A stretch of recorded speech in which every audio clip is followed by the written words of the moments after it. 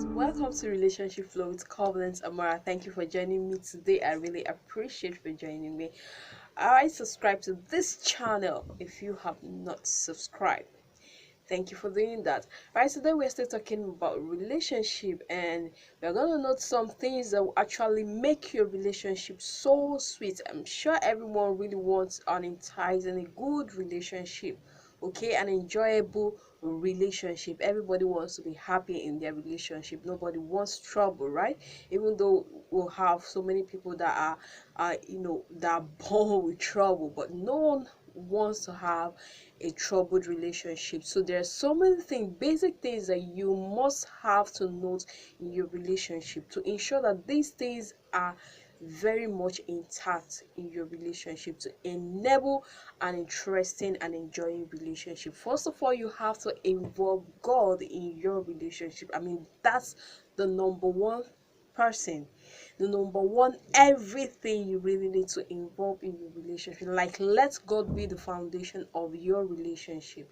I mean, before you meet someone, before you look at someone, you like this person, before you go into the person trying to get along with the person, or while you're trying to know the person, ensure you involve God.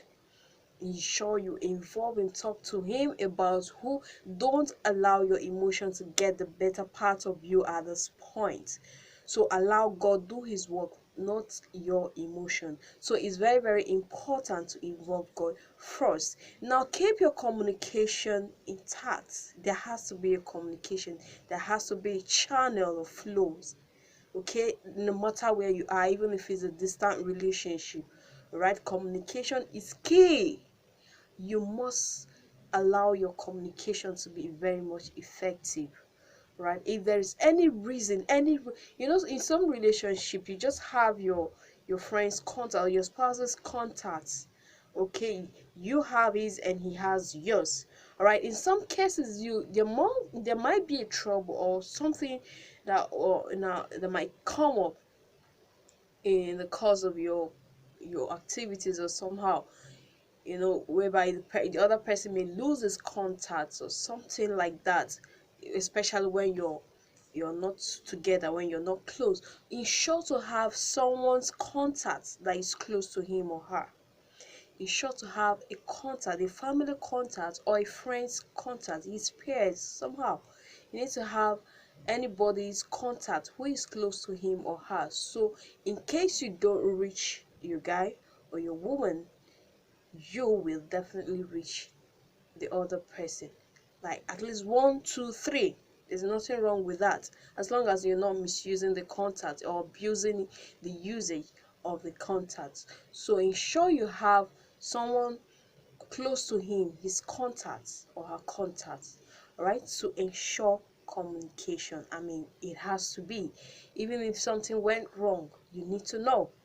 You know how to, or follow it up. Now the next thing is acceptance, accepting each other, okay, bringing in God. Your communication, it actually your communication that will bring it together, okay. Your communication lets you understand this. Sometimes your body language is a communication, right? There's so many ways you can communicate.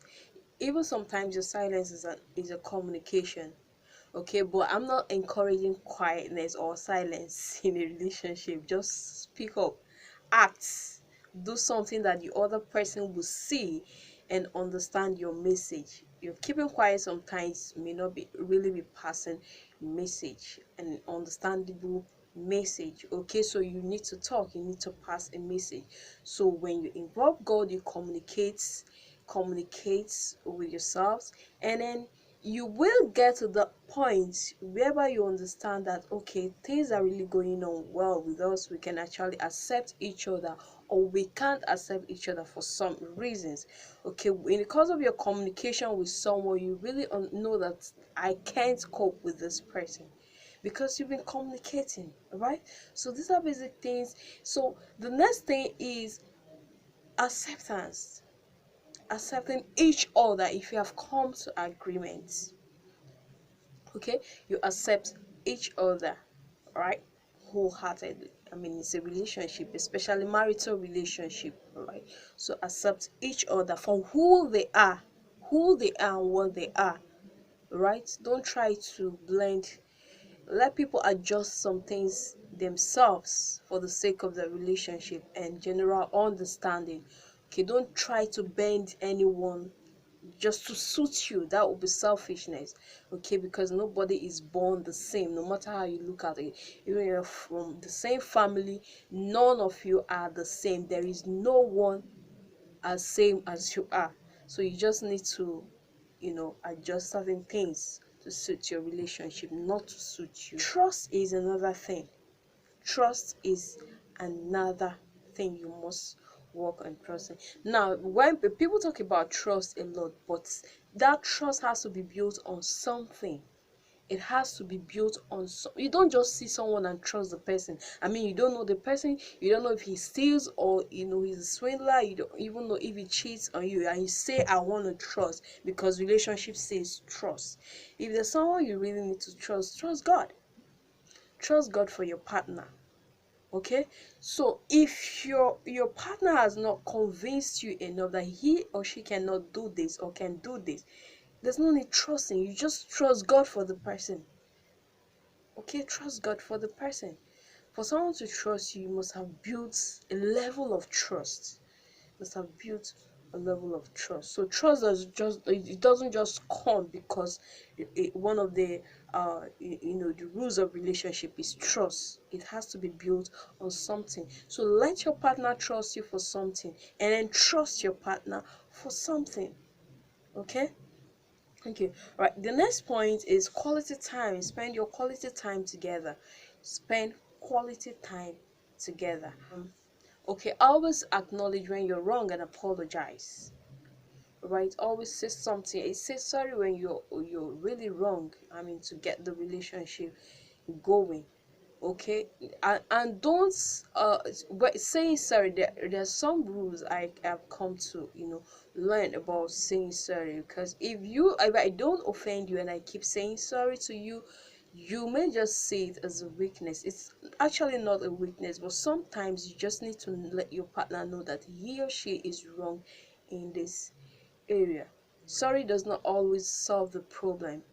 Okay, sorry sometimes lingers some situation you should have talked about, okay, and dealt with it. All right, now you as a guy, you come home late every time, or probably you cheat and your wife knows about it. You do the same thing often and come back, say sorry, and your wife accepts, as in you keep saying sorry thinking sorry is the solution to all of that. It is not. The solution is just dealing with that problem, dealing with that habit. Okay, so we just need to do things to ensure our relationship is sweet and very much intact. Everyone have to play their role. Relationship is built by two. That's why is a relationship is built by two, not one. Don't leave your relationship for the other partner to build. And so when some people will tell you a wise woman builds a home and all of that, it takes two to build a relationship. No matter how you look at it, it takes two to build a relationship. So build your relationship wisely, build it on God, keep your communication flowing. This is very, very important. Thank you for joining Relationship Flow today with Covenant Amara. Hope you enjoyed this session. Kindly click on the red subscribe button to subscribe to this channel before going away. See you again next time.